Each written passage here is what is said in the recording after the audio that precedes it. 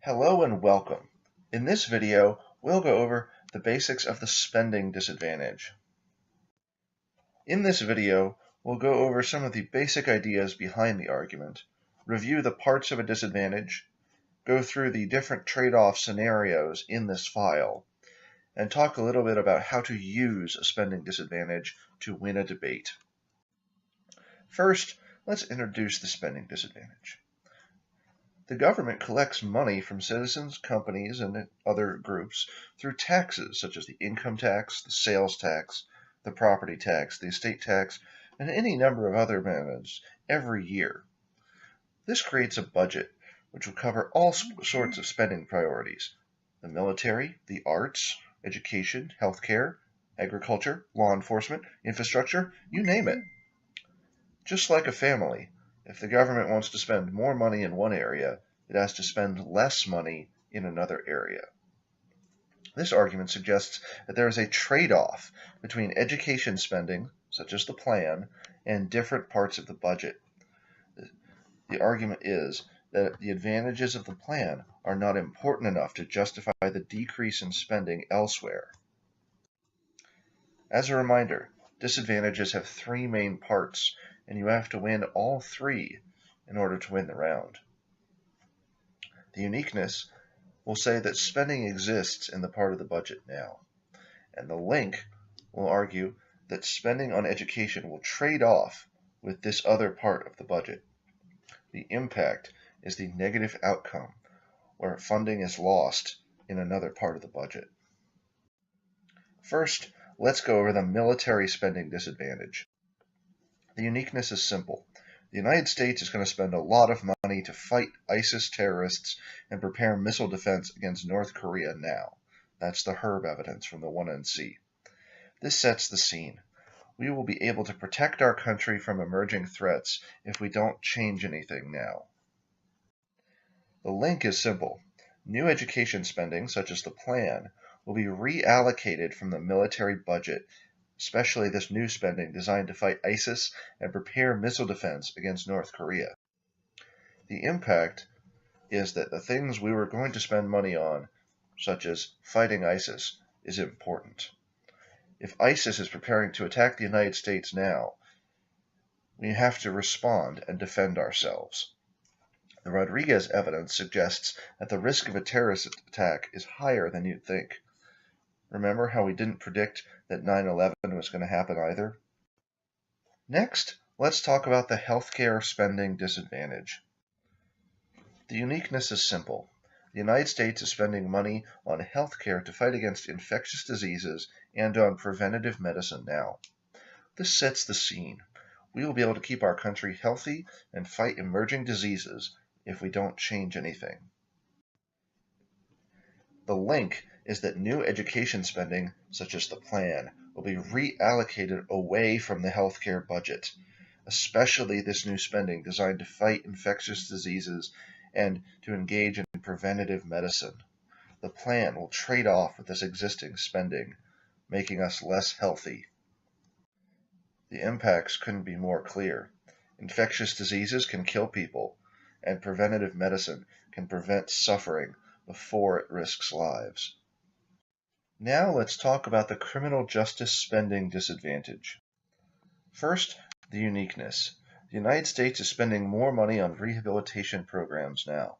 This money helps inmates reintegrate into society after their prison sentences end and reduces crime.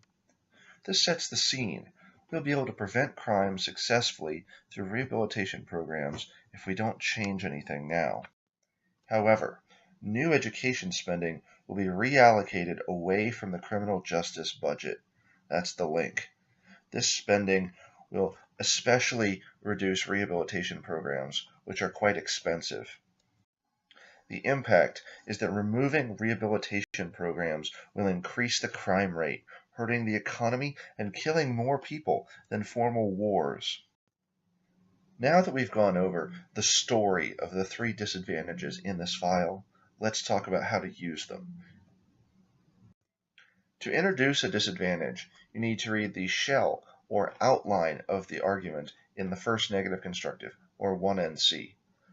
The question is, Then what? In the negative block, first, talk to your partner and decide who wants to take responsibility for winning the disadvantage.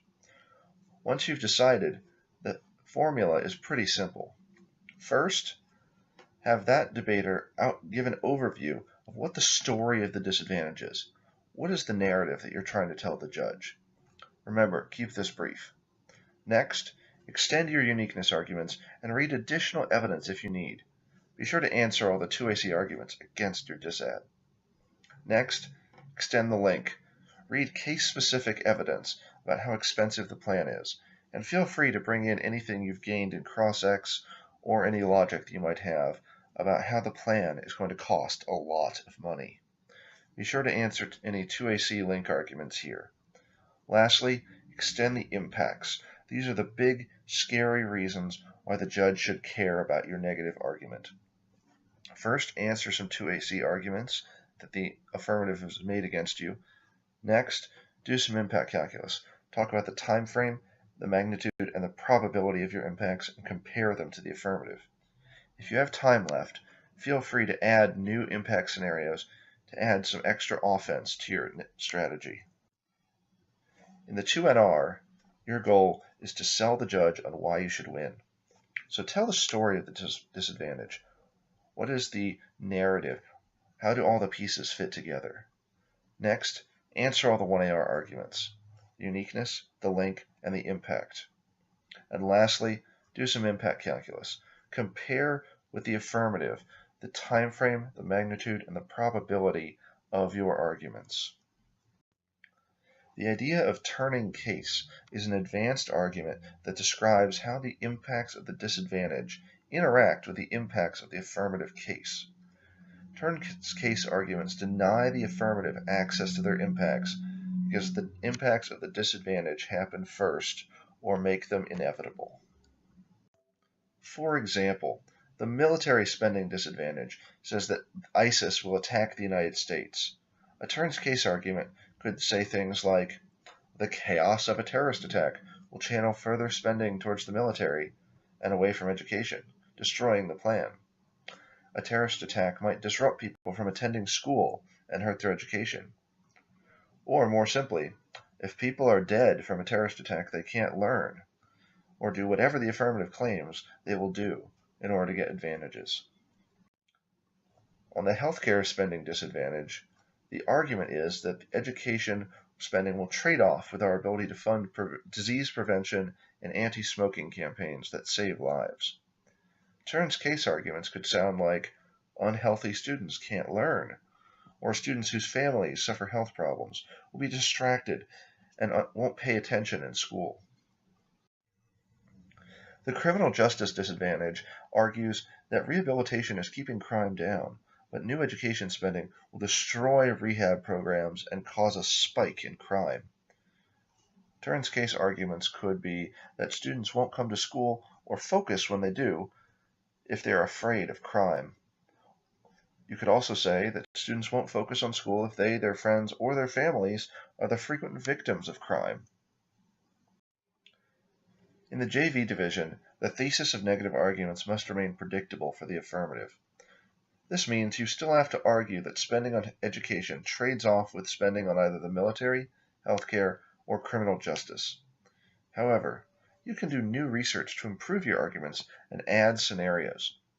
For example, new uniqueness updates could keep your case up to date. New link evidence could support the idea of a trade-off more effectively. New internal link evidence could help you take the scenario to the next level. And new impact scenarios can help you compare more favorably with the affirmative.